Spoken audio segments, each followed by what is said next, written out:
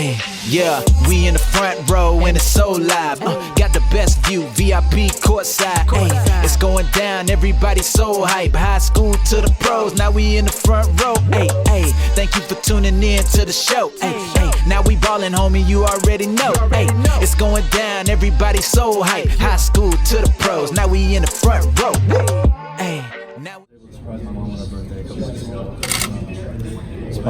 Is there a game that you're looking forward to most on the schedule? I don't have your guys' schedule, but is there a venue or a team or an opponent that you're like, I can't wait to play Honestly, I can't wait just to start the season. Game one? Just game one? Yeah, I can't wait just to... What's game one? What do you guys... we play Chico State. It's Chico our State. game, and we play NAU and then Illinois. So. Okay. Oh, Illinois is actually should be... they were not very good at the end of last year, but they got some good players. Yeah, so but for me right now, I'm just focusing on me developing as a player, getting our team developed, and just taking it one day at a time, and just making sure that I buy in every single practice and do the best I can every day.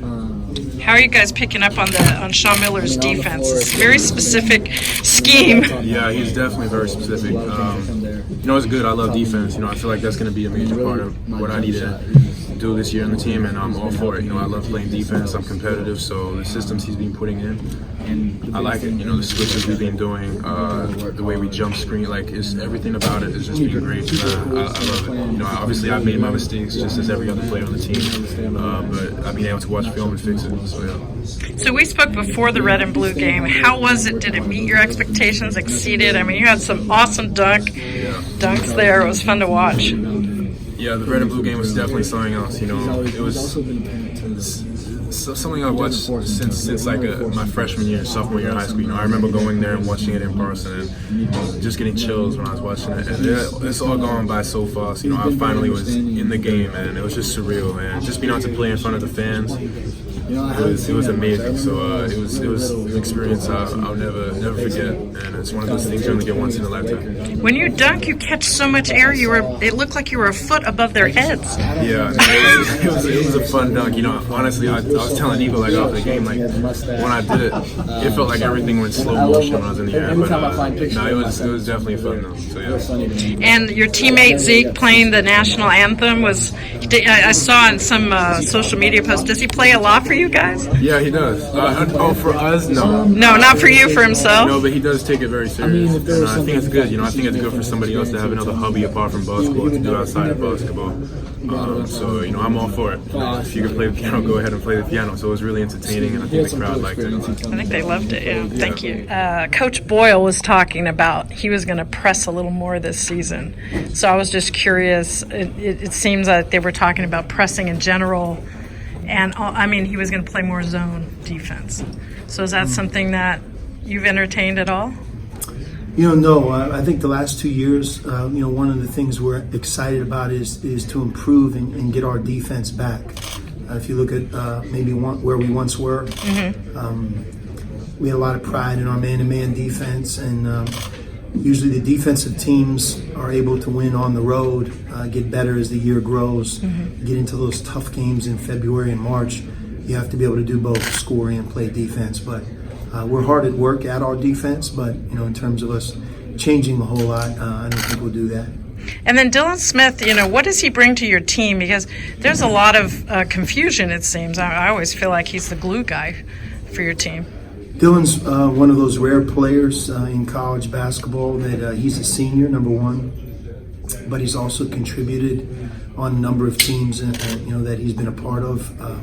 He's an older guy that works very hard. I think he's one of our team's best perimeter defenders, and along the lines of what you asked me a second ago about our defense, he's part of the solution, I believe, moving forward for us this season. And you talk about the fans a lot and their support, and I've seen it too. You talk a little bit about how your fans are so wonderful. The fans at Arizona, they've been a part of our program for decades, well before I ever showed up. Coach Olson, in many ways, created that love affair between the community and our basketball program, and it's continued. When we're in challenging times, sometimes it's in a game where we're not playing well, especially at home, they become the loudest. As a lot of people in this room know, our fans travel. In our away games, especially on the road in the Pac-12, you can hear them, you can hear the pockets of them. And, going to the Pac-12 tournament, especially not a year ago, but 2 and 3 years ago, I mean, it looked like a home game. So, no doubt, we're very fortunate. Whoever the coach is at Arizona, I happen to be that coach right now. I'm very fortunate to have fans like that are not only passionate and love the Arizona Wildcats, but they're also incredibly loyal. And I think our players feel that. Nico and Josh, coming from our state, they know that, and it's a big reason why people like that choose our program. Thank you. Coach, you've been around the conference for a decade now. 2 of the last 3 years, 5 McDonald's All-Americans have come into the Pac-12. You have a couple this year. How have you kind of seen the talent pool rise in recent years around the conference? Well, if I go back a decade, ago when I came to Arizona, when our staff, was brand new, it's amazing to think about how many great players our conference has produced. I think the numbers in the NBA speak for themselves. A few years ago, you had Markelle Fultz, #1 pick. You had Lonzo Ball, you had Lowry Markkinen. You had 3 lottery picks who were all in their first year from 3 different programs. We followed that up with obviously DeAndre Ayton being the #1 pick 2 years ago. So, that's just a small sampling. When I think of players in our conference, I think of Isaiah Thomas at Washington, who's gone on to have an amazing NBA career. But when he was playing in college, he was really tough to deal with.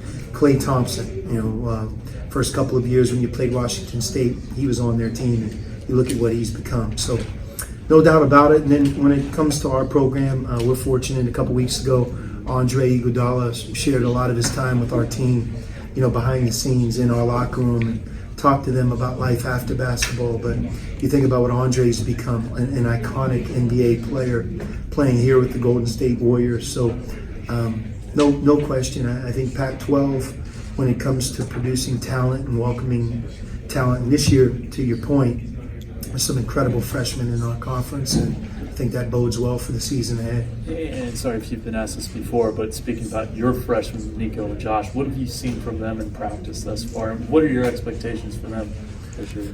I think the first thing you want from the most highly regarded incoming freshmen is that they're coachable, that they don't think they have all the answers, and they're not just at Arizona to reach their own individual goals, that they came here to be a part of a team and to compete for championships and win. And also that they recognize that they have things they need to do better and work at. That's why they came to college. And hopefully that's one big reason they picked our program, that they feel like they can grow and develop. Josh and Nico, and really Christian and Zeke, because those are the 4 incoming freshmen. Those 4 guys all have that same characteristic, that they're very coachable, and I think they're all very good teammates in their own right. Having Stanley and Rondé on the same Toronto Raptors team that just won the championship, how special is that the duo is back together? Well, we're proud of Stanley, we're proud of Rondé, and you're right, they're with the world champion Toronto Raptors. I think both of them are at pivotal parts of their career, and I know they both have had very good off seasons. So, we wish all of our NBA family luck. We have coaches like the Steve Kerr right here in Golden State Warriors that's a part of our basketball programs, family. So there's a lot of them out there, and it's exciting to see all of them do well. But yeah, the fact they're on the same team, it's ironic.